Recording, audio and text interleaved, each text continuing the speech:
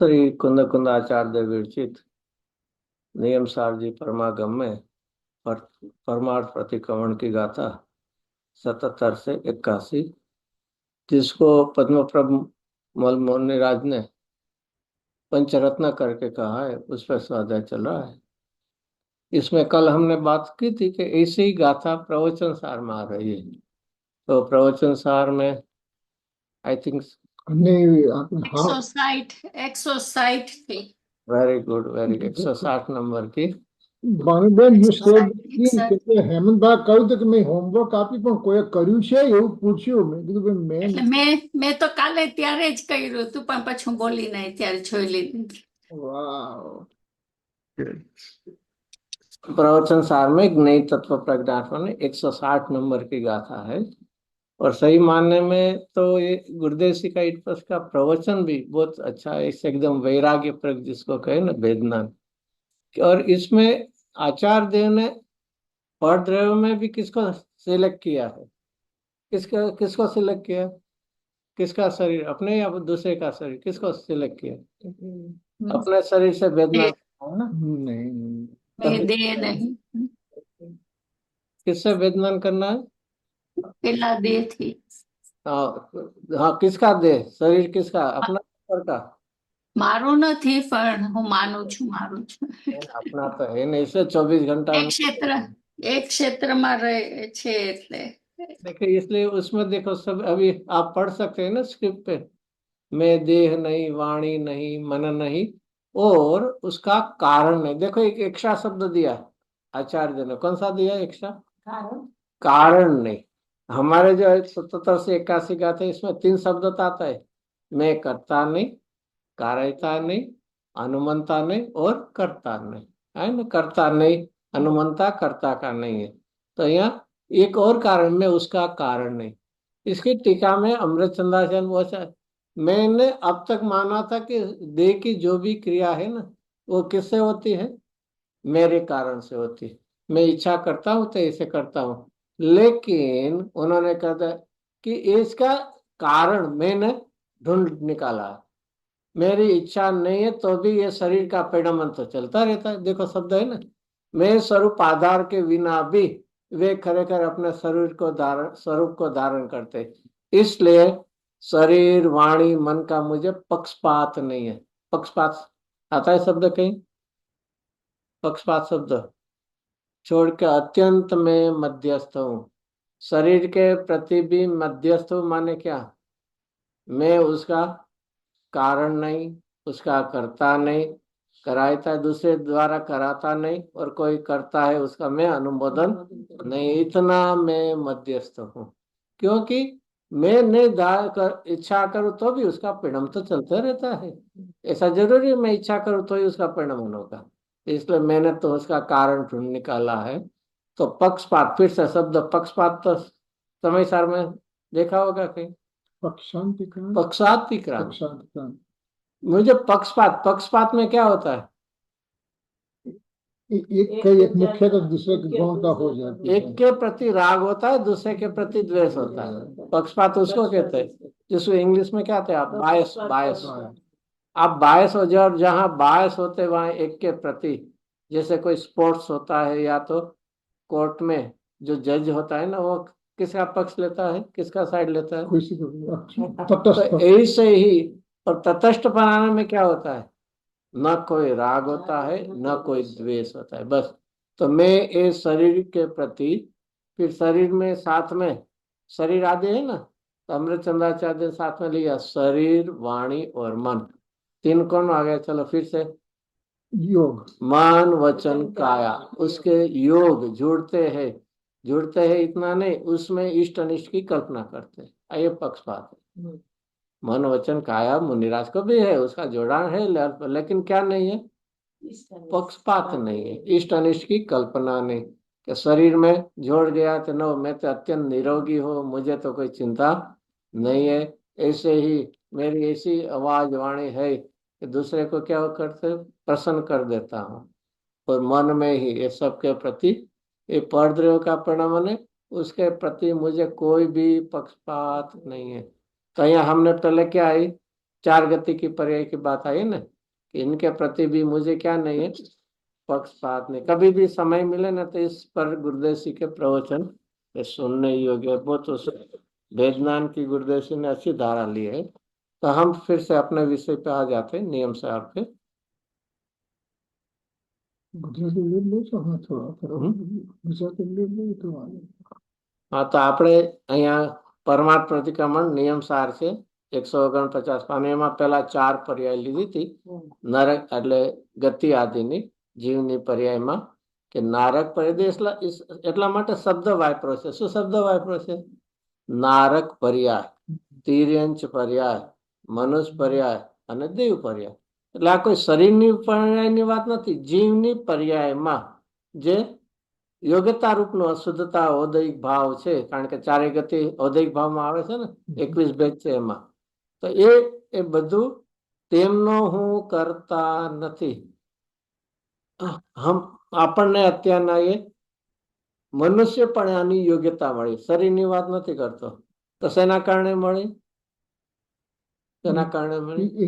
તત્વની પર્યાયગત યોગ્યતાથી મળે. મેં પૂર્વમાં એવા શુભરાગ ભાવ કર્યા હતા એટલે મેં નહીં, અરે મને મળ્યું જ નથી. નહીં. હું એ પર્યાયમાં આવતો જ નથી. એ તો પર્યાય આવી છે, રહી છે અને જાશે. અને હું તો કેવો છું? હું તો અનાદિ અનંત એવો રહેવાનો. એ નહોતી અને થઈ છે, પછી ટકી છે જેટલું આયુષ્ય છે, અને પાછી છૂટી જાય. હું જેને 3 શબ્દ વાપરીએ, થવું, હતું, છે અને થશે, એ કોને લાગુ પડે? પર્યાયને લાગુ પડે, અનિત્યને લાગુ પડે. હું તો કેવો છું? નિત્ય છું. ક્યારેક ગુરુદેવજીના પ્રવચનમાં ઘણી વાર, ક્યારેક એટલે સાંભળ્યું જ હશે, ગુરુદેવજી ક્યારે પણ આવા ધ્રુવ તત્વની ને જ્ઞાયકની વાત આવે તો શું કરે? ગુરુદેવજી શબ્દો વાપરતા છે આમ 3 વાર વાપરે ને, તેનો અર્થ શું થયો? કે ભૂતકાળમાં હું હતો, છું અને છું. એટલે ત્રણેયમાં, ભૂતમાં છું, અત્યારના છું અને ભવિષ્ય. મારે નવું થયું ને ટેક્યું ને ગયું ને એવું જ લાગતું નથી. તો એ કરતા નથી, કરાવનાર નથી. મને આ મનુષ્યપણું મળ્યું, એ કોણે કરાયું? કોણે કરાયું? કર્મના ઉદય કર્યું કે ના, એવું પણ નથી. ગતિ નામ કર્મથી કાંઈ નથી. અને કોકને મળે એ કે હા સારું કર્યું હો, તને મનુષ્ય પર્યાય મળી. કારણ મનુષ્ય પર્યાય મળી, તને જૈન કુળ મળ્યું અને તને આ, તો એવું કોઈ એનું હું અનુમોદન કરનારો એ નથી. એટલે ચારે ગતિની આખી એક જીવનમાં ક્યારેક વિચાર આવે આવું કે ચારેય ગતિની પર્યાય મને નથી. હું એ નથી, હું એ નથી. તેથી કરતા નથી, કરાવનાર નથી. અને એનાથી એક શું થાય? એક શું ફાયદો થાય? ભેદ જ્ઞાનની પ્રક્રિયા ચાલુ થઈ ગઈ. ભેદ જ્ઞાનની પ્રક્રિયા ચાલુ, જેને બીજી ભાષામાં તમે કહો, 6 ઢાળાની પહેલી ઢાળમાં જે દુઃખનું વર્ણન છે ને, એનાથી એકવાર રિલેક્સ થશો. છે પર્યાયમાં બધું ભજે છે એવું કઈ નથી એનું નથી. પણ જ્યાં છે ત્યાં હું નથી અને હું છું ત્યાં એ નથી. આખી જેને કે ને કે ઓલી નાસ્તી નિરાશામાંથી કેવો થઈ જશે? અસ્થિ તરફ આવી જશે. ઓલી તો નિરાશા કે ઓરે મેં કેવા દુઃખ ભોગવા, અને આ બરોબર છે. પર્યાયથી વૈરાગ્યને માટે એ પણ વાત છે, એવું નથી એમ નથી. પણ અહીંયા વૈરાગી શેનું છે? શેનું છે? એક નાસ્તી પરક છે.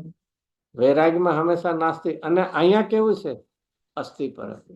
જ્યાં સુધી જ્ઞાનની અસ્થિ આવશે તો એ ઉદાસીનતા ને વૈરાગ્ય આવશે. અને જ્યાં અસ્થિ નથી આવતી તો વૈરાગ્યને શું કહેવાશે?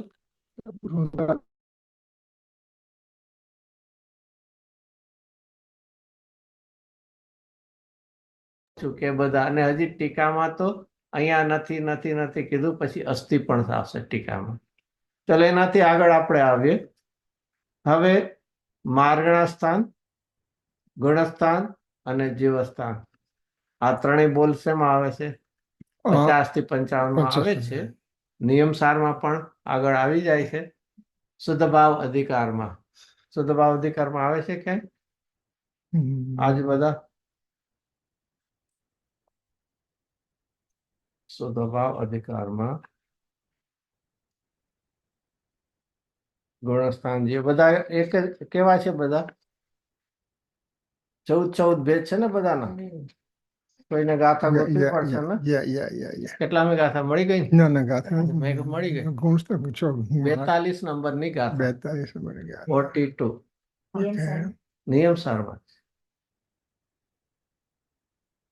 હમ એમાં આવે છે ને કેટલા કુળ આવે છે 197 લાખ કરોડ કુળ છે ને પછી 84 લાખ છે એમાં જો પેજ નંબર 86 છે ગુજરાતીમાં જીવસ્થાન જીવસ્થાન કેટલા છે ચતુર્ગતિ ભ્રમણ એ જ છે ને હા હા એ જ ચતુર્ગતિ ઓકે હા એમાં પેજ 86 માં જો આપણે જીવસ્થાન અને એમાં માર્ગા સ્થાનોના નામ છે લઈએ આપણે 86 પેજ સૂક્ષ્મ એકેન્દ્રીય ને છે ને જીવસ્થાન હજી એનાથી આગળ જા આગળ એ બાજુની બેગ ગયા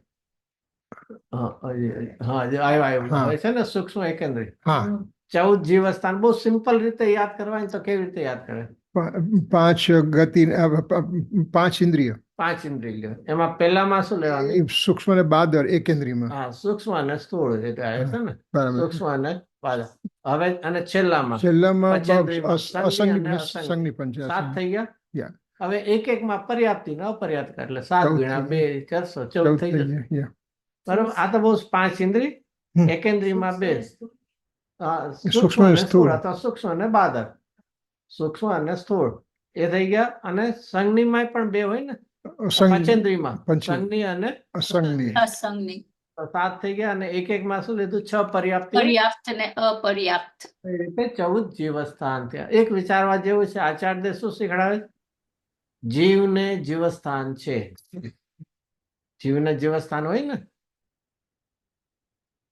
નથી પણ તો જીવને જીવસ્થાન તો જીવસ્થાન શું કામ કીધા તો પછી પર્યાયમાં છે તો પર્યાય એટલે ક્યાંય બીજે પર્યાય થોડી છે અશુદ્ધ 85 કાયમાં છે ને પર્યાય વગરનું દ્રવ્ય ને દ્રવ્ય વગરની પર્યાય ને બધું છે કે એક જ છે ને કે પર્યાય બીજે હોય ને દ્રવ્ય બીજે હોય જીવને છે નહીં આ આખી વાત એટલે ગુરુદેવ કે ને મારું હોય એ કોઈ દી મારાથી છૂટું ન પડે તો જીવસ્થાન છૂટશે કે નહીં છૂટી જશે જીવસ્થાન છૂટી જાય એકદમ સીધી હા અરે સિદ્ધ ગતિ આવશે તો બધું છૂટી જશે એમાં કોઈ જીવસ્થાનમાં આ 14 માંથી એકેય પ્રકાર નહીં બરોબર જીવ તો રહે જ ને તો એ જીવ રહે તો જે છૂટી ગયું જેને જીવ નથી Why don't you do it જે yourself? મારું હોય જીવનું હોય એ જીવ સાથે જ રહે છૂટે જ નહીં કરો અને છૂટી ગયું છે તો મારું નહીં અને એટલા માટે ID is on my cell phone that you're calling me. Shiv ભગવાનના નથી આપણા. And the passcode is 5077, okay? Last 4 digits. Back. Okay, sorry. એ બહુ એના માટે આખું એટલા માટે હું કેવો છું શુદ્ધાત્મા કેવો છું ચલો આશ્રયભૂત તત્વ હું કેવો છું કોઈને ઓળખો જોવું હોય તો શું કરું તો સિદ્ધ ભગવાનને જોઈ લે સિદ્ધ ભગવાન જેટલું છૂટી ગયું છે એટલું તારું નથી અને જેટલું રહી ગયું છે એટલું તને છે કિરીટભાઈ હેમંતભાઈ નું ફેસ નથી દેખાતું. Ha, एक second, huh? Okay, I'll just. એટલે Oh, okay. It's how come it's showing my તો face? આ રીતે એ જોઈએ તો હું સિદ્ધ ભગવાન દેવસ્થાનમાંથી કયું દેવસ્થાન જેને સંસારી જીવ છે ને એને દેવસ્થાન લાગુ પડશે શરીર છે એને લાગુ પડે ઇન્દ્રિય છે એને લાગુ પડશે સિદ્ધ ભગવાનને લાગુ પડશે નહીં તો એ મેં દેવસ્થાન અને એનાથી નીચે માર્ગણા સ્થાનો છે તો માર્ગણા સ્થાનો છે ને આપણને 14 માર્ગના હા એમાં નામ પણ આપ્યા છે ગતિ ઇન્દ્રિય ફરીથી આવ્યું 4 પહેલા આપણને ગતિની પર્યાયની વાત આવી ને નિયમ 43 ગાથા એમાં 4 ગતિ આવી ને અહીંયા 77 ગાથામાં પછી ઇન્દ્રિય અને 5 ઇન્દ્રિય તો 5 ઇન્દ્રિયમાં એટલે બધી કોની વાત આવી જીવસ્થાન આવી ગયું પછી એનાથી કાય આવી ગયું એટલે એમાં ઇન્દ્રિય ને સાથે કાય 2 પછી યોગ આ બધા શું છે માર્ગણા સ્થાન એટલે જીવને ક્યાં ક્યાં હોઈ શકે શોધવો હોય તો માર્ગણા એટલે શોધવું કે જીવને ક્યાં ક્યાં હોય કે સંસારી હશે તો કોઈ ગતિમાં હશે સંસારી છે તો એને કોઈ ઇન્દ્રિય હશે, એને કોઈ શરીર હશે, એને 14 ગુણસ્થાન સિવાય કોઈને કોઈ યોગ છે, મન યોગ, વચન યોગ, કાય યોગ. પછી વેદ, 3 પ્રકારના વેદ, કસાય, કોઈને કોઈ કસાય. આ જ્ઞાન, જ્ઞાન એટલે હરિહંત ભગવાન બધાને છે, શિવ ભગવાન એ જુદી વાત. એક સામાન્ય જ્ઞાન તે શોધવાનું. સંયમ, દર્શન, લેસ્યા, ભવ્યત્વ, અભવ્યત્વ બે. ગુરુદેવ આના જયારે પ્રવચન આપે ને ત્યારે બે લેતા હોય છે કે ગતિ અને ગતિથી રહિત સિદ્ધ દશા, એ પણ એક પર્યાય છે. આ બધી જ પર્યાયોમાં લઈ લેવાની. ઇન્દ્રિય અને ઇન્દ્રિયથી રહિત અતિન્દ્રિયપણાની પર્યાય, શરીર અને શરીરથી નિશરીરપણું, એ બધું કસાય ને અકસાય, એ લેસ્યા, ભવ્યત્વ, સમ્યક્ત્વ, સંજ્ઞી અને આહાર, એવા ભેદ સ્વરૂપ શું છે? 14 માર્ગણા સ્થાન. માર્ગણા સ્થાન એ પણ તો આવું હોય. જીવને શોધવા માટે આ તો કીધું છે. અરે ભાઈ, અહીંયા તને જીવ જે મળશે એ કેવો હશે? એ वो कैसा जीव मिलेगा? मार्गण स्थान में कैसा मिलेगा? गति, इंद्रिय, शरीर, वो संसारी जीव. तुझे जिसका आश्रय करना है, जिसके आश्रय से परमार्थ प्रतिक्रमण होगा. देखिए, प्रतिक्रमण, फिर से प्रतिक्रमण. तो प्रतिक्रमण किससे करना है? जो हमारे शुद्ध भाव है उससे हमें प्रतिक्रमण करना है. नहीं तो किससे करना है? हमारे जो अच्छे अच्छे गुण है उससे हमें प्रतिक्रमण करना है. किससे करना है? दोषों से प्रतिक्रमण करना है. तो ये सब जो है ये तेरा जीव का मूलभूत अस्तित्व नहीं है. तो उससे तुझे एकत्व करेगा तो प्रतिक्रमण कैसे कर पाएगा तू? उससे हमें क्या करना है वो पर्याय में है उनके साथ में ऐसा, लेकिन वो मेरा असली मूल स्वभाव नहीं है. तो ये मैं मार्गणा स्थान नहीं हूं. और मैं अभी आखिर में 14 मार्गणा स्थान जो लिया वो सभी, ये सभी बात किसी को लगे मार्गण स्थान पे क्या आपने बोला? आत्मा को शोधना है तो ये कोई न कोई गति, काया, योग, संयम ना, ये सभी किसी को लगे ये सब चर्चा तो आती है. किस में आती है? जीव स्थान, मार्गण स्थान, गुण स्थान की चर्चा कर्णानुयोग में तो आती है. तो वो क्या, वो भी किसकी वाणी है? जिनेन्द्र तीर्थंकर परमात्मा वाणी. आचार्यों ने लिपिबद्ध उसको किए है. तो वो क्या गलत है क्या? नहीं ना. जीव को जीव स्थान है कि नहीं? जीव को मार्ग स्थान है कि नहीं? अभी आएगा जीव को गुण स्थान है कि नहीं? नहीं. अरे भाई, एक जिस जहाँ कर्णानुयोग में चर्चा की है वह निमित्त नैमित्तिक संबंध से ऐसी दशा होती है. उसका वर्णन क्या है? उसका कोई क्या है?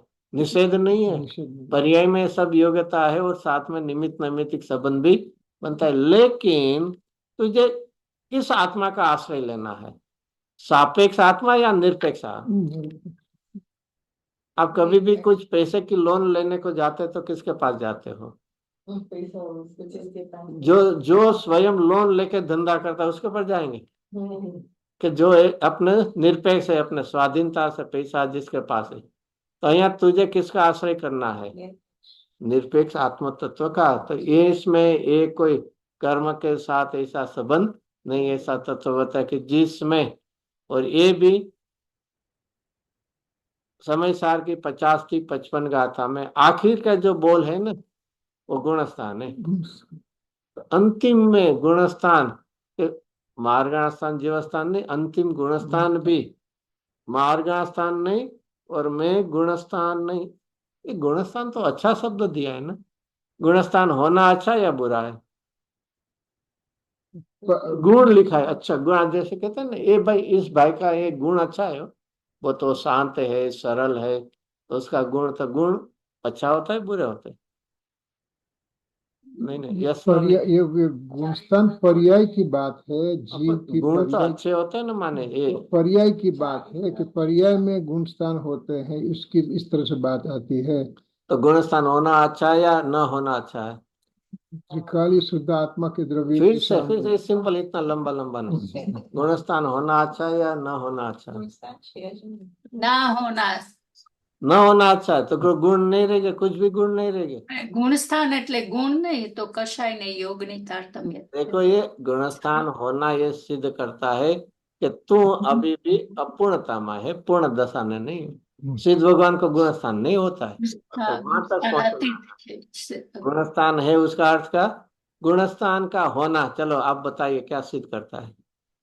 કે સંસારમાં છો હજી गुणस्थान का होना विपरीतता में हो या तो अपूर्णता में हो। अपूर्णता में। सिद्ध दशा की अपेक्षा अरियन दशा हो गई, इसलिए वो इतना मत लेना, क्योंकि प्रथम गुणस्थान में तो विपरीतता में है और हाँ। चतुर्थता से लेके, और उसका इसलिए व्याख्या तो किया है ना, गुणस्थान कैसे कहते हैं? जो कसाई और योग के योग निमित्त मोह ले, कसाई की जगह मोह या योग, मोह जोग भव ऐसा तत्वासूत्र में आता है ना। मोह और योग के निमित्त से जीव के परिणामों की तारतम्यता, उसका नाम क्या है? गुणस्थान। गुणस्थान कहते हैं। तो मेरे में जिसको अया जिसके आश्रय से, फिर से कल तो बात बहुत ले ली है कि परमार्थ प्रतिक्रमण की चर्चा करना है। आचार्य कुंद देव ने कहाँ से बात ली कि प्रतिक्रमण करने के लिए तो एकदम पद्मासन से बैठ जाना, शांत भाव से ये पाठ बोल लेना, ऐसा कुछ लिखा होगा ना? नहीं तो क्या लिखा है? आत्मा में अरे क्रमणता। तू प्रतिक्रमण करना है तो किससे हटना है और कहाँ जाना है। ऐसा नहीं कि तूने 200 को तो छोड़ दिया लेकिन तेरे हाथ में कुछ नहीं आया, ऐसा नहीं होता है। तो किसके आश्रय से तुझे प्रणति में यथार्थ प्रतिक्रमण होगा। परमार्थ माने यथार्थ प्रति, वो तत्व कैसा है इसकी यहाँ हमें चर्चा करते। देख तूने अभी तक क्या किया है, पहले 77 गाथा में कि कोई भी गति की पर्याय में अपनापन मान लिखा है। अभी कहते कि इससे आगे जीव की पर्याय में जो मार्गस्थान, जो गुणस्थान है, जीवस्थान है, उसमें भी तू एकत्व करके बैठा है। ये तेरा क्या है? दोष है। अनित्य पर्याय में ही अपना पूरा अस्तित्व मान के बैठा है, वो सबसे बड़ा दोष है। और अपनापन माना उसका अर्थ हुआ, तो अपनापन माना तो उसका तू करता हुआ, उसका ही तू स्वयं करता है, दूसरे को ये करे तो उसके द्वारा कराने का प्रयत्न करता है, और कोई करता है तो उसमें अनुमोदना करता है। तो मैं मार्गणास्थान नहीं, सिंपल बात है, अनित्य भाव में मेरा अस्तित्व नहीं है। मार्गस्थान भी अनित्य है, गुणस्थान भी अनित्य है, और जीवस्थान भी। तो ये सभी कहाँ होते हैं? पर्याय में 14 गुणस्थान माने संसार दशा, 14 गुणस्थान तक की संसार वहां सब होते हैं। यहाँ मैं जो त्रिकाली भगवान आत्मा हूँ उसके आश्रय से ये परमार्थ प्रतिक्रमण होता है। इसमें ये तीनों में से कुछ होता, और इससे क्या होना है? पर्याय के कोई भी भेदभाव, विभाव भाव, भेदभाव में कहीं एकत्व मत करना। पर एकत्व नहीं करना इतना ही नहीं, उसका क्या नहीं बनना? कर्ता मत बनना। और कराना नहीं थे, मैंने उनको क्या करा दिया? क्या कराया था? बेचारा अज्ञानी मिथ्या दृष्टि था, तो मैं सही उपदेश देकर उनके क्या कराया मैंने? सम्यक दृष्टि बना दिया। तू कारायता मत बनना, तू मैंने करा दिया ऐसा स्वयं तो नहीं करता बनना अपने परिणाम को, दूसरे का मैंने कराया ऐसा भी मत बनना। तो चलो कोई अनुमोदना तो करनी चाहिए कि नहीं? ये तो अच्छी बात है, किसी ने सम्यक दर्शन प्राप्त किया, ये गुणस्थान है ना, तो किसी ने चतुर्थ गुणस्थान प्राप्त किया, अनुमोदना करना कि नहीं करना? हमारे यहाँ जब मंदिर में कोई दान देता है तो अनुमोदना अनुमोदना करके गीत गाते हैं जोर जोर से। वो तो कहीं के दूर के सम्यक दर्शन किसी को हुआ, अनुमोदना करना कि नहीं करना? अरे ऐसे कैसी बात करते हो? करते अरे समय अनुमोदना, भी अरे उनके जैसे तीर्थंकरों का पंच कल्याण मनाते हैं हम तो, ज्ञानियों की क्या मनाते हैं? जन्म जयंती मनाते हैं। हाँ तो करना ना हमें। नहीं नहीं यार देखिए यहाँ नहीं करना चाहिए ना। अरे भाई तू कहाँ खड़ा रह के बात करते हैं? यहाँ परमार्थ प्रतिक्रमण की चर्चा चल रही है। तेरी भूमिका में अपने उपकारी के प्रति कैसी भक्ति होती है उसकी चर्चा नहीं चल रही है। यहाँ किसकी चर्चा चल रही है? परमार्थ प्रतिक्रमण। कभी सोचा है हमने?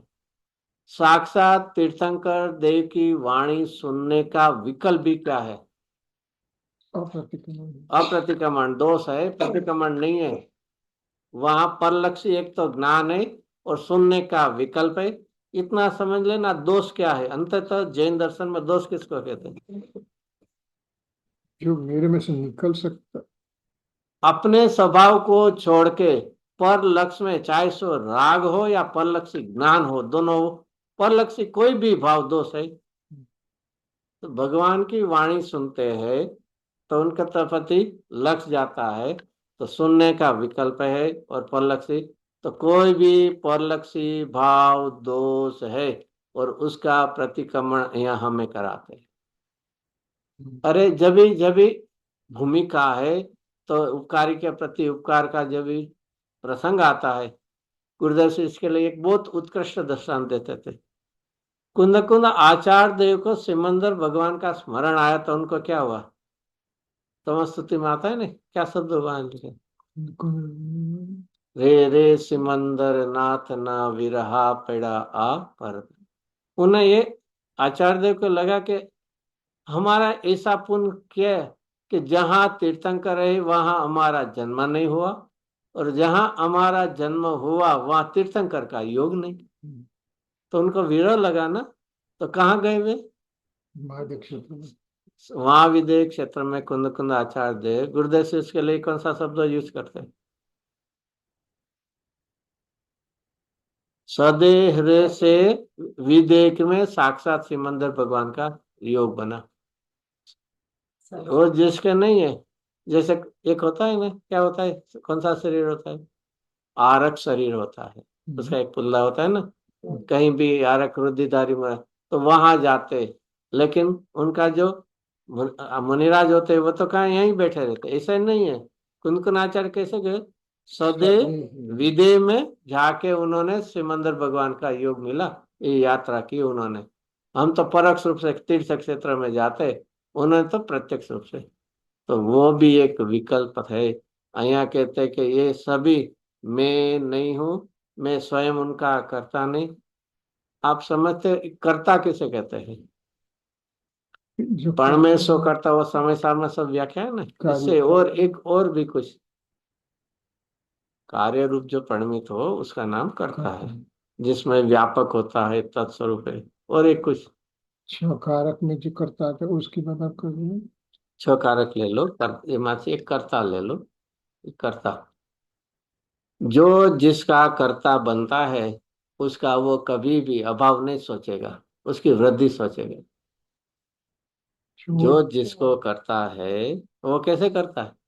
उसका अभाव करने के लिए कर्ता बनता है, तो क्या करता है? उसकी वृद्धि करने।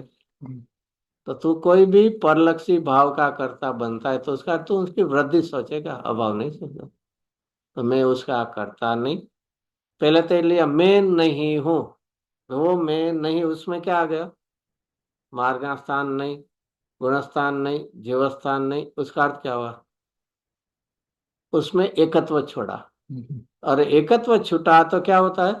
मैं उसका करता नहीं, मैं दूसरे द्वारा उसको कराता नहीं, और तीसरा में उसको ही करता हो तो उसका अनुमोदक नहीं हो।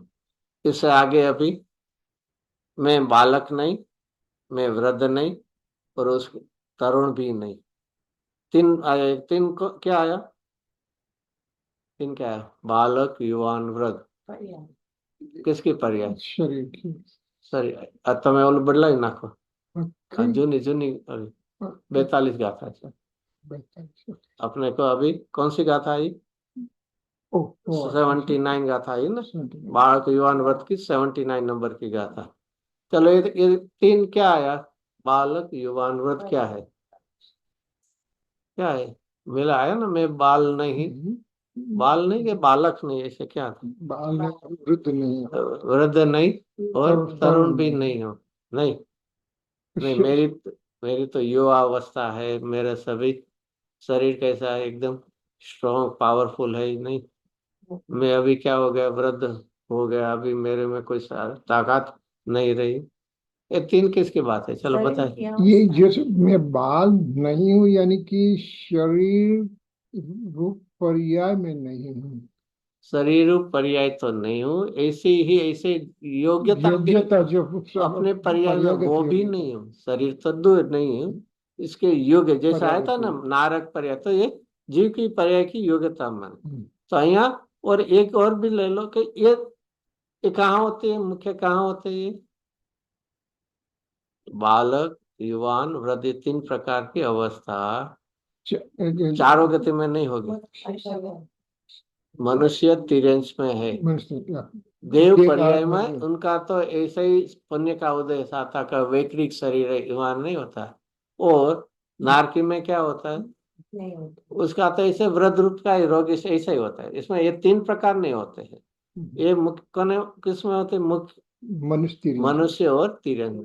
तो भी कहते वो मेरी अवस्था नहीं है, ये मेरा नहीं, पर्यायगत जो योग्यता है निमित्त नैमित्तिक संबंध में वो भी मैं नहीं हूँ। और मैं नहीं हूँ तो क्या करना है, उसका क्या करना है, उसका उससे दूर होना है, तो उसका अभिमान करना है या वृत्ता हुई इसकी खेद करना है कि जिससे मेरे में नहीं उसका मुझे ज्ञाता रहना है। ज्ञाता जो मेरा नहीं है उसका हम क्या करते हैं, ज्ञाता होना हो जाए। माने आप किसी ने कोई पड़ोसी, हमारे पड़ोसी की कुछ चर्चा की, अभी उसके बारे में हमें पूछे तो हम क्या कहेंगे, वो बुढ़िया अरे भाई मैं हूं ही नहीं, तो उसके मुझे कुछ लेना देना है, तो वो कुछ भी करे इसमें मुझे क्या है, इसमें मुझे हर्ष भाव भी नहीं और क्या नहीं, खेद भाव भी नहीं। तो शरीर की अवस्था ये एक आचार्य देव क्यों खास ही लेते, बाल वृद्ध युवान, क्योंकि मुख्य रूप से आचार्य देव किसको उपदेश देते हैं, मनुष्य को ही। और मनुष्य में 3 अवस्था होती है, और 3 अवस्था में क्या होता है, तरुण अवस्था में अभिमान होता है, वृद्ध अवस्था में खेद खीन होते हैं, अरे क्या करे अभी वृद्ध अवस्था हो गई, हमें कुछ याद नहीं रहता है, हम बहुत प्रयत्न करते याद नहीं, तो क्या होता है, हमें खेद होता है। यहाँ आचार देकर तुम वृद्ध है ही नहीं, सही मानने में हमारे पास जो क्षोभ ज्ञान है ना, कितना है क्षोभ ज्ञान हमारा, हमारा अक्षर ज्ञान कितना है? कितना है, संगनी पंचेंद्रिय के पचेंद्री बोलना है, संगनी इसलिए पचेंद्री तो आ गया, हाँ। संगनी पना का है ना, इस संगनी पने के में कहाँ तक हम पहुंच सकते हैं, सम्यक दर्शन लेके केवल ज्ञान तक केवल पहुंच सकते हैं। तो फिर क्यों तू निराश हो रहा है, तेरा जो क्षोभ समय वो कितना, जिस कहते हैं ना सफिशिएंट, केवल ज्ञान पाने तक का भी कैसा है, जैसे दृष्टांत का क्या आता है शास्त्रों में, शिव भूति मुनि राज का दृष्टांत आता है ना, उनको कितना शास्त्र पढ़े थे, कितना याद थे, क्या थे, ज्ञान के क्षण बहुत कम था। मातुस और मारुस, ऐसा 4 से, माँ माने नहीं करना, तुस माने कहीं संतोष नहीं करना, राग नहीं, और मारुस माने कहीं द्वेष नहीं करना, खेद। इतना शब्द भी याद नहीं रहा और फिर भी कहाँ तक पहुंच गए, केवल। और 11 अंग 9 पूर्व पढ़े तो अभवी जी को अभवी भी है, सम्यक 4 दर्शन भी गति नहीं में होता। रुलता है, तो उसका अर्थ क्या हुआ, तो ऐसे क्षोभसम की हमें खेद किसका होता है, क्षोभसम की हीनता का खेद होता है, लेकिन सही माने में ज्ञान का विपरीत पना है ना, वो सबसे बड़े दुखदायक है। हमें क्या करना है, ज्ञान का क्षोभसम बढ़ाना है कि ज्ञान का सम्यक पना करना है, ज्ञान का समय तो ज्ञान का सम्यक पना हो प्रयत्न करना, ज्ञान का क्षोभसम बढ़े इसका नहीं, हो इसमें इतना खेद नहीं करना। तो मैं तो यहाँ तो कहते बाढ़ वृद्ध नहीं और तरुण नहीं, तो कहीं भी रोग किसको होता है, आत्मा को या शरीर को, किसको रोग, किसमें रोग कहाँ किसको होता है, शरीर को या आत्मा को, वो तो पुद्गल की पर्याय का परिणमन होता है, उसको मैं रोग मानता हूँ। अरे तूने मोह भाव से रोग माना है, एक निश्चित पर्याय को तू रोग कहता है, एक पर्याय को तू निरोग होता है, तेरे मोह भाव ने ऐसे 2 भेद किए, बाकी तो ये शरीर में जैसे बुखार आया तो क्या है, शरीर की शरीर परमाणु के स्कंद में जो है परमाणु, उसकी स्पर्श गुण की वो उष्ण पर्याय है, उसको तू मोह भाव से कहता है कि मुझे रोग हुआ है, बाकी पूतगल में क्या है, रोग निरोग क्या है पूतगल में। तो फिर भी हम मानते हैं मुझे बुखार आ गया, मैं रोगी हो गया, मैं बीमार हो गया। और फिर एक बहुत सोचना है, चलो मान लो हम बीमार हो गए, ऐसा नहीं लेकिन बीमार हो गए तो क्या होता है, क्या छूट जाता है, क्या छूट जाता है, राग छूट जाता है। राग छूटता है।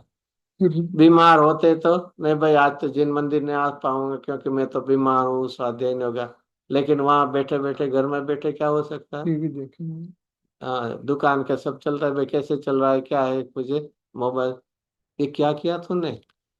ऐसा क्यों सोचता नहीं कि मुझे निवृत्ति मिला है तो चलो तत्व का अभ्यास करूंगा। लेकिन क्या है, अपनी जैसी जहाँ रुचि वृत्ति उस ओर ही दौड़ी जा रही।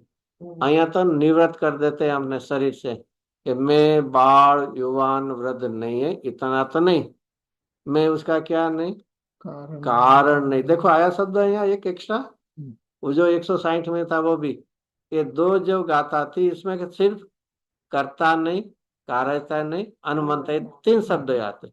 अभी यहाँ आगे उसका ये दोनों में आ गया, दोनों अभी 79 कारण भी नहीं है कि मैंने भूतकाल में ऐसे पुण्य किया तो मुझे मनुष्य पर्याय मिली, इसमें भी मुझे क्या मिला, जैन कुल मिला, इसमें भी देव शास्त्र गुरु का योग मिला। यहाँ कहते मैं कुछ भी इसमें नहीं हूँ, मैं तो भूतकाल में भी कैसा था, चैतन्य स्वरूप आत्मा ही, अभी भी मैं चैतन्य स्वरूप आत्मा हूँ। और भविष्य में कब तक मैं रहूंगा, वही अनंत काल तक। देखिए स्वभाव को कभी भी, कभी से था और कभी तक रहेगा ऐसा काल की मर्यादा नहीं करना। स्वभाव कैसा है, बेहदता से भरा है। बेहदता से माने क्या, जहाँ स्वभाव है उसको काल की मर्यादा नहीं, और स्वभाव में कितना वो शब्द नहीं, काल की अपेक्षा और एक अपने सामर्थ्य की अपेक्षा, क्वांटिटी टाइम वाइज और क्वांटिटी वाइज मैं कैसा हूँ, बेहद हूँ मैं। तो ये सभी ये मर्यादित काल वाले होते। तो यहाँ भी चलो और भी आगे लेंगे, 80 गाथा में अभी लेते हैं। इसमें बाल वृद्ध युवान में कारण, कर्ता, कार्यता और अनुमति लिया। अभी ऐसे ही मैं राग नहीं, द्वेष नहीं और मोह नहीं, ये किसकी बात चल रही है, जिसको राग नहीं, द्वेष नहीं और मोह नहीं, तीन में किसको नहीं होते, किसको नहीं होते, मेरे में अपने अभी नहीं, मेरे में नहीं नहीं किसको नहीं होते, कौन से गुण स्थान में, अरे मेरे में त्रिकाली नानी को तो राग द्वेष होता है अभी। चतुर्थ क्या नहीं, क्या चतुर्थ गुण स्थान 5 में, मुनिराज को छठवें गुण स्थान सभी होता है, और 7 में से लेकर अबुद्धि परोक होता है। वो तन में नहीं होते ना इसमें। तो राग द्वेष होते ही कि नहीं, तन देखा आप इतना मत समझ लेना कि तन्मय हो तो ही राग द्वेष होता, ऐसा नहीं होता। राग द्वेष 3 शब्द दिए, राग द्वेष और मोह, तो क्या फर्क है, चलो। अस्थिरता से, हम्म, अस्थिरता से। मोह को मिथ्यात्व में लो और राग देश को चारित्र में लो। हाँ तो वो कब तक होते हैं, कौन से गुण स्थान तक होते हैं, मोह माने दर्शन मोह मिथ्या, अच्छी बात लिया आपने, और राग द्वेष को चारित्र संबंधी लेना, तो वो कब तक होता है, राग द्वेष मोह, मोह कब तक, मिथ्यात्व कौन से गुण, कौन से गुण स्थान में, चौथे गुण स्थान। फिर राग द्वेष कहाँ तक रहेंगे, राग देश रहेंगे 10वें तक। 10वें गुण दस स्थान में के अंत समय तक रहेंगे। तो यहाँ तो ये किसकी बात करता है, मैं नहीं शब्द लेना, वो तो ऐसे लेना कि सम्यक दृष्टि को मिथ्यात्व नहीं है, 12वें गुण स्थान वाले को राग द्वेष नहीं, ऐसे लेना चाहिए ना। नहीं। अच्छा अभी अभी समय की प्रैक्टिकल बात, हमें अभी इस समय राग द्वेष मोह में से क्या है, कुछ भी नहीं। कुछ भी नहीं, हम 12वें गुण स्थान में पहुंच गए। त्रिकाली में कुछ भी नहीं अरे है। हाँ, त्रिकाली आत्मा अच्छा में अच्छी कुछ बात है, त्रिकाली में नहीं लेकिन मेरे में तो है। मेरे में है, ऐसा मानता हूँ, मान्यता है मेरी। अरे मेरे में है ही नहीं, अशुद्धता के रूप में है, मेरे में अशुद्धता है। जैसे तो मेरे में है ना, चलो अशुद्धता रूप से, चलो मेरे में तो है ही ना। अशुद्ध निश्चय नहीं सर। अशुद्ध निश्चय मेरे में है ही ना। हम्म, देखिए फिर से ये लेना, तुझे प्रतिक्रमण करना है तो किस नई से तुझे आत्मा को देखना है। शुद्ध निश्चय। तो अशुद्ध नई से, अशुद्ध आर्थिक नई से, पर्यार्थिक नई से, व्यवहार से तो अनादिकाल से तू देखते आ रहा है, सोचते आ रहा है। अभी कम से कम प्रतिक्रमण करना है तो क्या करना पड़ेगा तुझे? एक कोई अपूर्व लक्ष्य से, दृष्टि से तुझे देखना पड़ेगा। अपने को ही रागी द्वेषी मोही मानता है तो ये तो तीन दोष है। दोष में तू अपने को मानता है और कहते हैं मुझे प्रतिक्रमण करना है। तो भूमिका अनुसार तो ये राग રહેવાનો કે નહીં? यहाँ तो लेना ही नहीं, अपने यहाँ प्रतिक्रमण तुझे करना है ना। तो प्रतिक्रमण के लिए तेरे दोष को अलग करना है कि दोष रहित स्वभाव की दृष्टि करना है? तो वो बातें यहाँ चल रही है। फिर से राग द्वेष मोह वे क्या है, दोष है या गुण है? दोष। पर्याय है, पर्याय का तो शुद्ध। आप दोष है या गुण है, सब बताओ ना।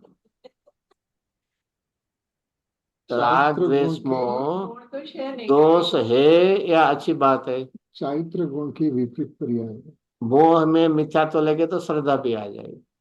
राग द्वेष अकेले ले लो तो तो तीन जब नहीं, तीन जब भी आते हैं ना तभी मोह में श्रद्धा मिथ्यात्व लेना, श्रद्धा का दो, बराबर। और राग में चारित्र का। तो ये तीन ये उस दोष है कि नहीं है? तो यदि दोष है उसका तुझे प्रतिक्रमण करना है कि नहीं करना है? तो प्रतिक्रमण करना है तो दृष्टि तो दोष पर ही रखता है तू, मैं रागी द्वेषी मोही हूं। अरे जिससे तू प्रतिक्रमण करना है उससे भिन्नता का भाव तुझे प्रकट करना पड़ेगा। ये हम बड़ी एक विपरीतता क्या करते हैं, राग में एकत्व रखते हैं और राग से भेदनान करना चाहते हैं। क्या करते हैं? राग में एकत्व समझ लो, ममत्व ले लो, कर्तृत्व, जो भी यहाँ तीन लिया ना, उसका वो राग होता है, उसका मैं कारण हो। देखिए कभी गुजराती में क्या राग करने में कभी क्या होता है, हमें खेद होता है, उल्लास होता है? उल्लास। अरे वाह मुझे तो बहुत। अरे तू राग में उल्लसित परिणाम करता है तो राग से भेदनान कभी करेगा? यहाँ समझ लेना, स्वभाव की दृष्टि से विभाव का अभाव करने की विधि आचार्य देव बताते हैं। એટલે હું રાગ થી ભિન્ન છું એવું વિચારવાનું? विचारवान के समय में भी वो विचार से भी मैं अधिक तत्व हूँ ऐसे और आगे बढ़ना है। पूर्व पहले तो यही आएगा कि मैं राग में मैं पहले था, अभी ऐसे राग में नहीं हूँ, लेकिन वो विकल्प भी है, विचार भी है, उससे भी अभी कहाँ जाना, स्वभाव क्यों, क्योंकि वो विचार भी एक राग हुआ ना, तो उससे भी आगे बढ़ना है। तो पूर्व भूमिका में ये सब विकल्प आता है, विचार आता है, लेकिन उससे भी, इसलिए तो ये परमार्थ प्रतिक्रमण में कोई भी दोष आचार्य देव क्या कहते हैं, बाकी रखना नहीं चाहते। गुजराती में कहे ने कचरो काढिए ने रूमમાં ને એમાં કચરો કાઢીએ ને તો કેવી રીતે કાઢીએ, આમ કેવો કહેવાય? સંપૂર્ણ નહીં એવું બધું એવા શબ્દ નહીં, એવો સારો શબ્દ કાઠિયાવાડી કહે, હા ખૂણે ખાચરામાં પણ ક્યાંય કચરો ન રહેવો જોઈએ। ऐसे અહીંયા कोई भी परद्रव्य के भाव तो दूर जाने दो, परभाव हो या भेदभाव हो, जिसको कहाँ तक हम कहे समय सार की 11वीं गाथा में असदभूत उपचरित और अनुचरित और सदभूत उपचरित और सभी से यहाँ तुझे भेदनान कराते हैं कि प्रतिक्रमण करना है, उसमें एकाकार नहीं रहना है तुझे। तो यहाँ में मैं रागी था और रागी अभी नहीं हो, बराबर? रागी था, रागी हूँ। रागी था, अभी रागी नहीं हो, नहीं। अरे भूतकाल में मैंने माना था, वो मेरी गलती थी, वही दोष था प्रतिक्रमण। अभी ऐसा नहीं ना अभी चलो अभी तो नहीं हो, लेकिन पूर्व में तो था। तो उसका अर्थ हुआ तुझे हजी एकत्व अच्छा लगता है, खूणे खांचरे पेड़ो छे, हजी पक्षपात पेड़ो छे अंदर में। आपको क्या पता, हमारे माता पिता माने थे ना, पूर्वज कैसे थे, राजा के दीवान थे, हमारे यहाँ तो ऐसा वैभव था, तूने क्या किया? क्या वैभव किया? वैभव का अनुमोदन किया। अनुमोदन किया। तो यहाँ क्या, स्वभाव को छोड़ के उसका स्मरण करना है तुझे, उसकी अनुमोदना करना है। तो यहाँ तक कि मैं यही, मैं नहीं हूँ में शब्द क्या है, इतना पुरुषार्थ का जोर लगा दे कि तेरी दृष्टि में स्वभाव ऐसा आ जाए कि राग द्वेष मोह का स्मरण ही नहीं रहे। ये बहुत बार होता है कि नहीं? एक घर छोड़ के हम दूसरे नए घर में चले गए, फिर उस रास्ते से मैं निकलते ही पुराना घर क्या आता है, ये मेरा घर था। जो मेरा घर था। तो क्या हुआ, क्या हमने तो घर छोड़ दिया कि नहीं छोड़ दिया? तूने घर छोड़ा है, लेकिन घर में उसका स्मरण रख के एकत्व नहीं छोड़ा। बाह्य रूप से तो तूने घर छोड़ दिया, लेकिन अंतरंग में उसके प्रति एकत्व। ममत्व था, इसलिए तो तुझे याद आया। यहाँ तो कहते मैं, ये बहुत किसी को लगे ये तो क्या है सब, ये निश्चयाभास नहीं लगता है आपको? मैं राग, राग पूरा है। गुजराती में कई અત્યારના આપણે રાગ દ્વેષમાં કેવા છીએ? ઓતપ્રોત. ઓતપ્રોત રેચા પૈસા જેમ ને પૂરા ડૂબેલા છીએ કે નહીં? बराबर है। तो અહીંયા आता आचार दे के तू रागी नहीं है, द्वेषी नहीं है, मोही नहीं है। अरे भाई एक बार स्वभाव की ओर झुक जा, फिर तो बोल राग दिखता है, द्वेष दिखता है। हम कहाँ खड़े हैं? राग में पर्याय दृष्टि में वो खड़े हैं और पर्याय में ही राग द्वेष दिखते हैं। हमें कहाँ ले जाना है? स्वभाव में जाके एक बार देख ले, तो तुझे स्वभाव की ओर देखेंगे तो क्या दिखेगा? राग दिखेगा, कुछ दिखा, द्वेष दिखेगा, मोह स्वभाव में है ही नहीं, कहाँ से दिखेगा? यही दृष्टि कराना है, वही स्वभाव की दृष्टि, जिसको गुरुदेव जी के शब्दों में कहे तो स्वाध्याय मंदिर में बड़े अक्षरों से लिखा है, सम्यक तो दृष्टि द्रव्य के साथ दृष्टि, द्रव्य दृष्टि वही सम्यक दृष्टि। दृष्टि। देखो ज्ञान में सब कुछ है, पर्याय में राग द्वेष में वही, लेकिन यहाँ बात किसकी चल रही है कि श्रद्धा में क्या है। और ज्ञान में भी लेना है तो शुद्ध नहीं से देख लेना। तो शुद्ध नहीं में क्या शुद्धता दिखेगी, शुद्ध स्वभाव दिखेगा। तो मैं रागी नहीं, द्वेष नहीं और मोही नहीं, चलो इतना तो नहीं, मैं उसका कारण नहीं। मैं माने मेरे स्वभाव की कोई दृष्टि करे और किसी को राग द्वेष में उत्पन्न हो, ऐसा नहीं बनेगा। ये किसकी बात चल रही है? ऐसा ऐसा प्रतिक्रमण किसको हो सकता है? देव पर्याय में होगा, किसको हो सकता है? सम्यक दृष्टि। ये कौन सी गति में ये हो सकता है ऐसा प्रतिक्रमण? में रागी द्वेषी मोह नहीं है, चारों चारों गति। चारों गति में, चारों गति में ऐसा प्रतिक्रमण हो सकता है? चलो किसको हो सकता है? माने जिसने कोई आत्मा के मेंढक जैसा हो ऐसे उसको होता है कि बड़ा जो तत्व अभ्यासी होगा ऐसे उसको होता है? मुनिराज को होता है? शेर को भी हो सकता है, हाथी को भी हो सकता है। अरे अरे अंततः तुझे तो यही याद आया ना, चारों गति में होता है। तुझे ऐसा क्यों ना है, जो भी स्वभाव की दृष्टि वो सबको होता है। तो और भी कहाँ दृष्टि गई फिर? चारों गति में होते।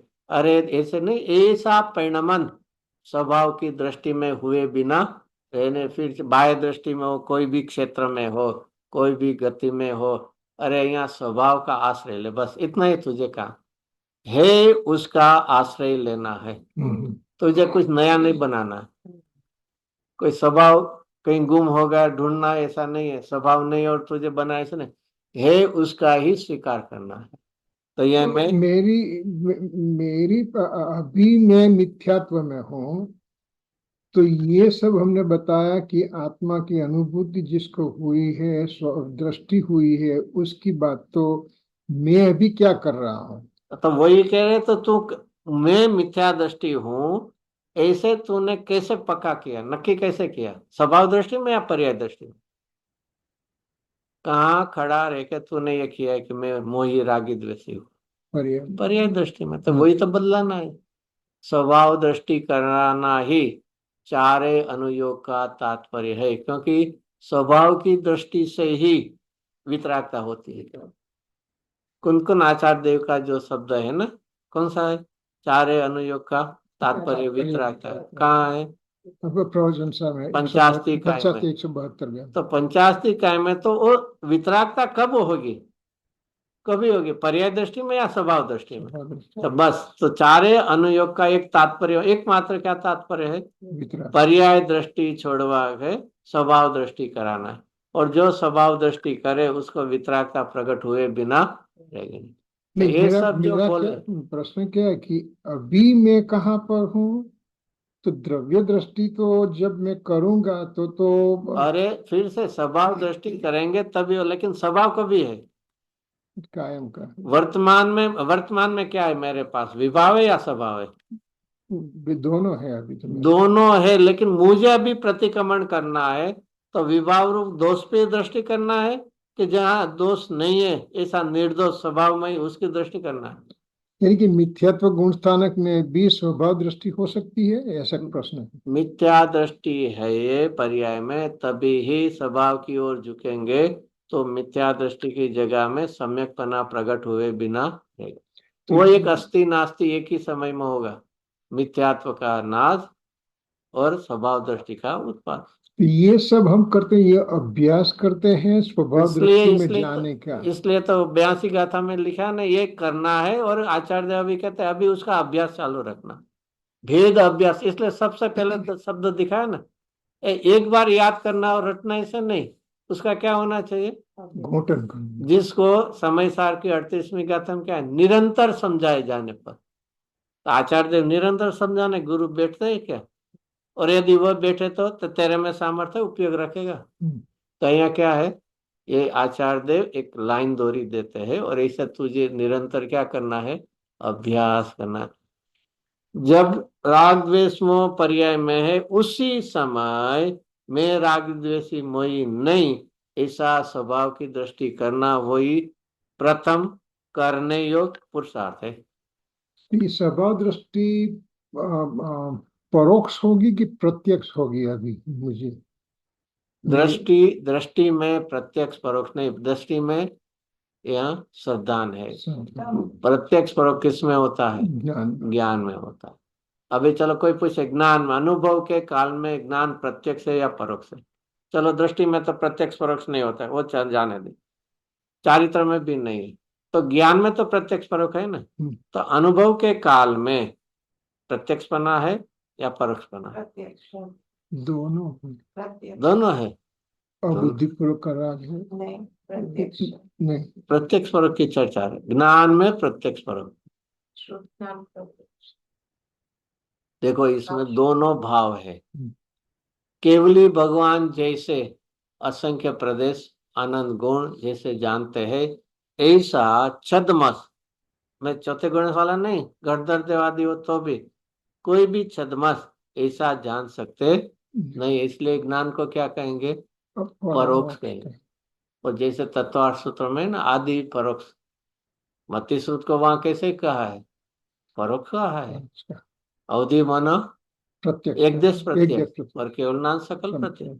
तो यहाँ मति शुद्ध नाम में अनुभव होता है, तो केवली की अपेक्षा असंख्य प्रदेश अनंत गुण जानने में नहीं आता, इसलिए जानने की अपेक्षा से क्या कहेंगे? परोक्ष। लेकिन इतना ही नहीं है, वहां वेदन प्रत्यक्ष होता है। वेदन प्रत्यक्ष, और वेदन कभी भी परोक्ष होता ही नहीं। अतीन्द्रिय आनंद जो प्रकट हुआ उसका वेदन है, अनुभवन है। और इसलिए तो 5वीं गाथा में क्या लिखा है? स्व संवेदन, अपना ही स्व। फिर 3 शब्द है इसमें, स्व संवेदन, अपना, सम माने प्रत्यक्ष और वेदन। तो वेदन अपेक्षा, जिससे वो टोडरमल जी ने अच्छा दृष्टांत दिया है, क्या दे? जैसे अंधा मिश्री खाता है, शक्कर है ना, शक्कर है, और हम खाते हैं, फर्क क्या है? कुछ नहीं ना, फर्क है। जो अंधा है उसको स्वाद थोड़ा कम आएगा, और हम देखने वाले हैं, कलर देखते हैं, आकार देखते हैं, तो उसको स्वाद थोड़ा ज्यादा आएगा। क्या है फर्क है कि नहीं? पहले मेरा तो प्रश्न, फर्क नहीं है। वो अंधा भी कलर देख सकता है, उसका आकार देख सकता है। स्वाद की बात चल रही है ना। स्वाद में क्या है, पूरा देखना चाहिए, कलर कितना है उसका। देखिए फिर से, इसमें ऐसा हम कभी भी समझते नहीं, वेदन में हमारा प्रयोजन वेदन, कोई भी कार्य करने वेदन, तो वेदन तो समान है। अरे या अंधा हो या जो, चलो उसमें ले, छोटा बच्चा हो या बड़े हो, पढ़े लिखे हो, माने कहते हैं ना लिटरेट हो अनलिटरेट हो, इसमें क्या फर्क पड़ता है? कुछ नहीं होता है। वेदन कैसा होता है? प्रत्यक्ष। प्रत्यक्ष ही होता है। तो यहाँ हमें फिर से राग द्वेष मोह, इसमें तीन तो आते थे बोल। तो यानी कि सुत ज्ञान में अनुभव प्रत्यक्ष, वेदन प्रत्यक्ष है। अनुभव का सीधा अर्थ ले लो। अनुभव से ना बहुत प्रकार से ज्ञान में भी लिया जाता है, वेदन में भी लिया जाता है। तो यहाँ सीधा सिंपल, ज्ञान में परोक्षपना है और वेदन में प्रत्यक्षपना। ज्ञान में परोक्षपना और वेदन में प्रत्यक्षपना। बिकॉज ऑफ प्रकाश शक्ति है। हाँ, तो प्रकाश शक्ति वो स्वसंवेदन की बात है, प्रत्यक्ष। मतलब माने वहां जानने में फिर से छद्मस्त है, वो नहीं जान सकते अनंत गुण को और असंख्य प्रदेश को। इसलिए तो उनके लिए जानने की अपेक्षा से क्या है? परोक्षपना। लेकिन वेदन अपेक्षा से क्या है? प्रत्यक्षपना। ऐसे दो प्रकार की परोक्षपना। तो चलो फिर से यहाँ जो 78 और 79, इसमें एक दो शब्द क्या लिया? दो 79 और 80 गाथा में कारण एक्सेस से गया है, वो सभी में ले लेना। वो कवित्व होने से आखिर तीन गाथा 77, 78 और 81 में एक कारण शब्द नहीं, लेकिन सब में समझ लेना, जो हमने 160 गाथा में भी लिया था कारण। तो यहाँ इस प्रकार लेना कि मैं उसका चाहे सो राग द्वेष में उसका कारण नहीं माने, अपना चैतन्य स्वभाव का कोई लक्ष्य करे, दृष्टि करे, ज्ञान करे, तो उसको क्या होगा? राग होगा, द्वेष होगा या मोह होगा? कुछ नहीं होगा। क्यों नहीं होगा? कि उसमें है ही नहीं। है ही नहीं। स्वभाव में नहीं है तो स्वभाव उसका कारण नहीं बनता है। शक्कर है, उसमें तीखापना लगेगा या नहीं लगेगा चखने से? क्यों नहीं? है ही नहीं। तो ऐसे ही स्वभाव में राग द्वेष मोह होते तो क्या होते? स्वभाव में ही राग द्वेष मोह तीन होए, स्वभाव राग द्वेष मोहमय हो तो क्या हो? तो कभी अभाव ही नहीं होगा। अभाव उसके नहीं होगा। स्वभाव में है तो कभी अभाव नहीं हो, और नहीं है तो ये उसके आश्रय से पर्याय में अभाव हो जाता है। तो मैं कारण नहीं, मैं उसका कर्ता नहीं, कारता नहीं, और अनुकर्ता का कोई मोह राग द्वेष करे तो उसका मैं अनुमोदन करता नहीं हूं, क्योंकि राग करना मेरा स्वभाव ही नहीं है। और ऐसे स्वभाव को जो बतावे, ऐसा जैन शासन भी कैसा है? वितरागता मन। तो कारण शब्द में कर्ता कार्य इतर अनुमोदक तीनों आ गए। वो कारण नहीं, मैं नहीं हूं तो इसलिए मैं उसका कारण भी नहीं हूं, उसका कर्ता भी नहीं, कारता है अननु, चारों आ गए। नहीं तो कारण नहीं, पहले हाँ। मैं राग द्वेष नहीं माने क्या? मेरे में नहीं, एकत्व नहीं, और एकत्व नहीं तो मैं उसका कारण भी नहीं, मैं उसका कर्ता भी नहीं, उसका मैं कार्य। पहले ना सबसे प्रथम मैं नहीं माने क्या आया? इसके साथ मेरा कोई एकत्व संबंध नहीं है, नहीं। एकत्व नहीं है, कोई भी संबंध नहीं। इसलिए क्या है? चार बोल, मैं उसका कारण भी नहीं, फिर नहीं तो मैं कर्ता भी नहीं, और कार्यता नहीं, और कोई करे तो उसका मैं अनुमोदक नहीं। चलो आगे फिर क्रोध मान माया। देखो ऐसे आचार्य देव ने तो ये सब बोल ले लिया, इससे और भी तुझे जो भी याद आ जाए सभी ले लेना। समय सार में कभी आपने देखा होगा ना, कोई गाथा में कोई मोह शब्द लेके बात करते हैं, फिर आचार्य देव अमृतचंद्राचार्य क्या लिखते हैं?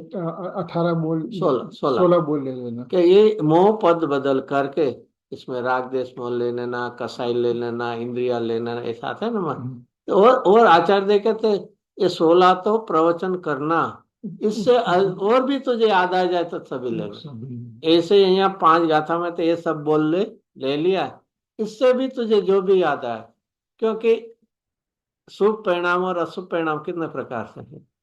अनंत असंख्य प्रकार, शुभ अशुभ। और इससे मिथ्यात्व में तो अनंत का सब होता है। तो जो भी तुझे लगे ले लेना। कि हम तो ये थोड़े जैसे ना सैंपल के रूप में ऐसे बताते, मैं क्रोध नहीं, मान नहीं।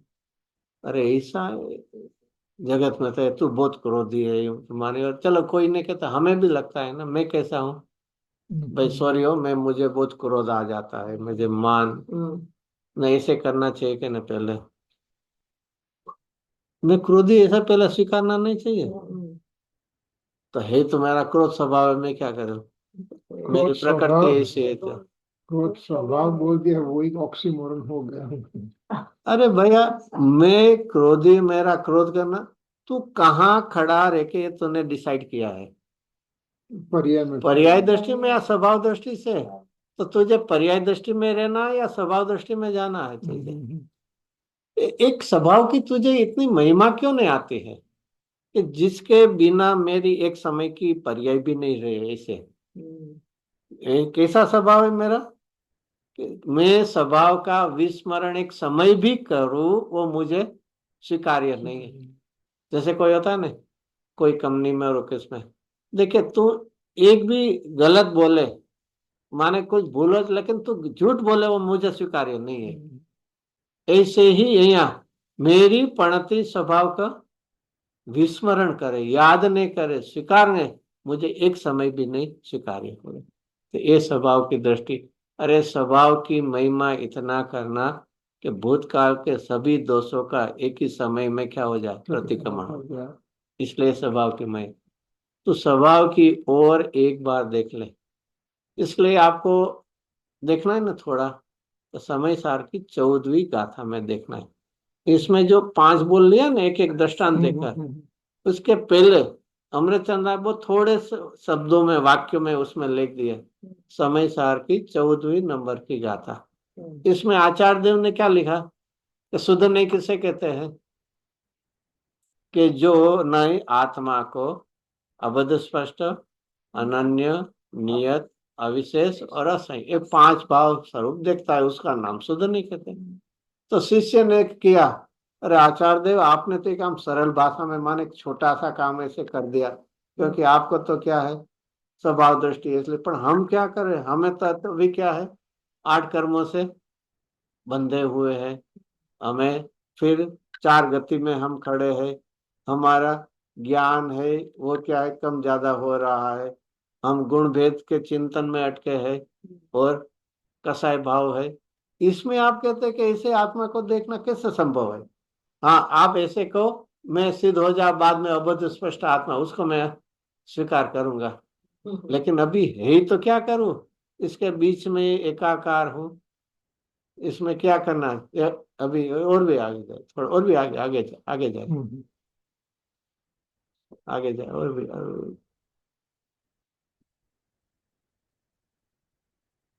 अभी अभी और भी और भी और भी और भी और भी और भी और भी, बस बस। जिसमें है ना, देखिए टीका में, टीका में ऊपर टीका में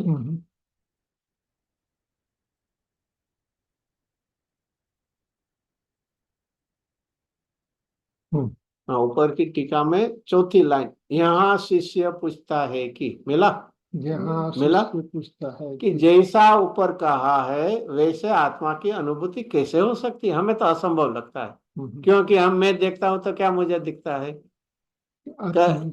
कर्म का संबंध देखता है, 9 कर्म के एक दिखते हैं, 4 गतियों में भिन्न भिन्नता देखती है, हमारा ज्ञान है कम ज्यादा होता है, तो ये सब दिखते हैं। और आप बोलते हैं कि ऐसे करना, मुझे तो ये कैसे कैसे हो सकते है, उसका अर्थ उन्होंने क्या निकाला?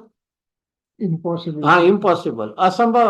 आप तो, आपने तो एक सरलता से कह दिया, जैसे ना, जैसे करोड़पति हो ना, वो क्या कहे, अरे जरा उनको 10-15 हजार दे दे, हम जाने उसका कोई वैल्यू ना हो।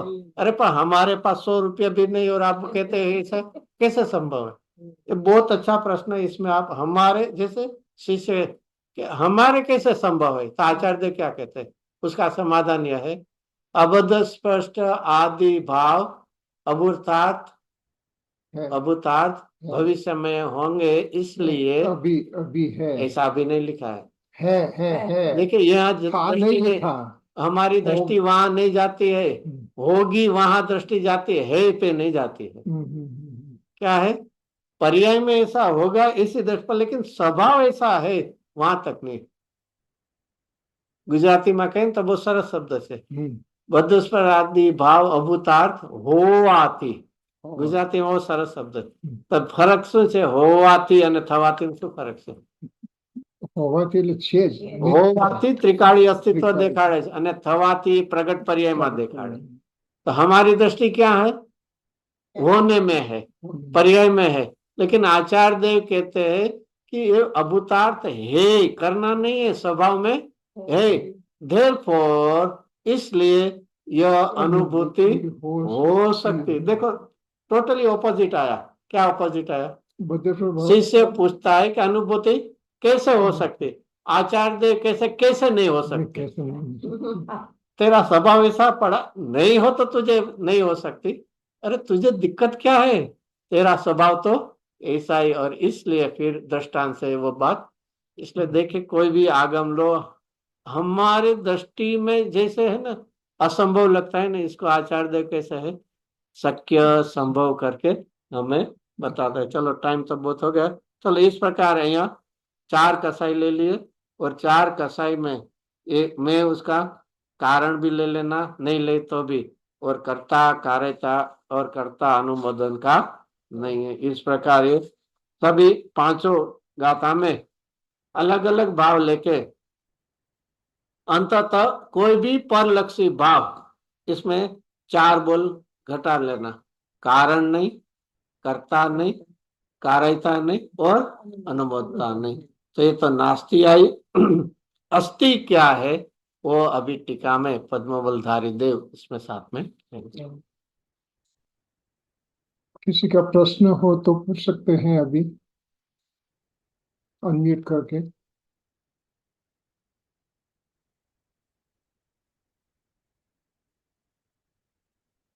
કિરીટભાઈ આ રેકોર્ડિંગ જરા પાછું પોસ્ટ કરજો ને. હા, યા હું તમને લિંક મોકલી આપું છું અત્યારે, એટલે ઓકે અપલોડ કરી દઈશ. Okay, okay thank you. Any question, suggestions, comments, anything?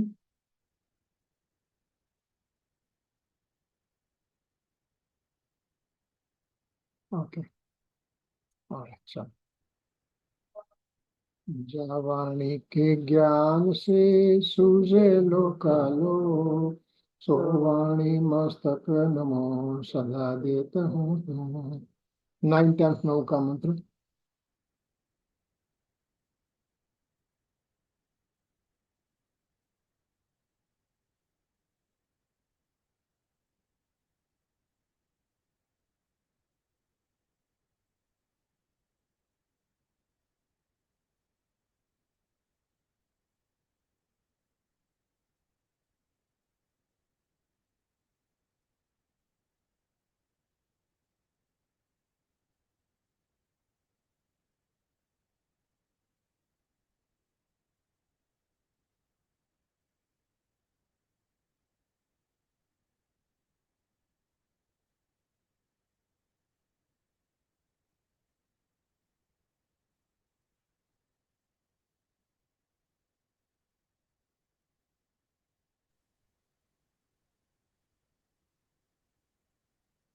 अनंत सिद्ध परमेष्ठी भगवंती की जय हो। ऋषभादि वृषभदेव 24 तीर्थंकर भगवंतों की जय हो। आदि 20 तीर्थंकर भगवंतों की जय हो। जिन मुखोद्भव जिनवाणी मात की जय हो। श्रीमंत स्वामी ने संदेश लावी भरत क्षेत्र में अपना हमारा पर उपकार करना श्री कुनकुनाचार्य देवनो जय हो। कुनकुनाचार्य देवना पंच परमागमना रहस्य खोलना गुरुदेव श्री कांजी स्वामी नो जय हो। भगवती मात नो जय हो। एकावतारी श्री श्रीमद राजचंद्र देव नो जय हो। सनातन दिगंबर जैन धर्म नो जय हो। जय जयकार हो। जय जयकार हो। जय जिनेन्द्र।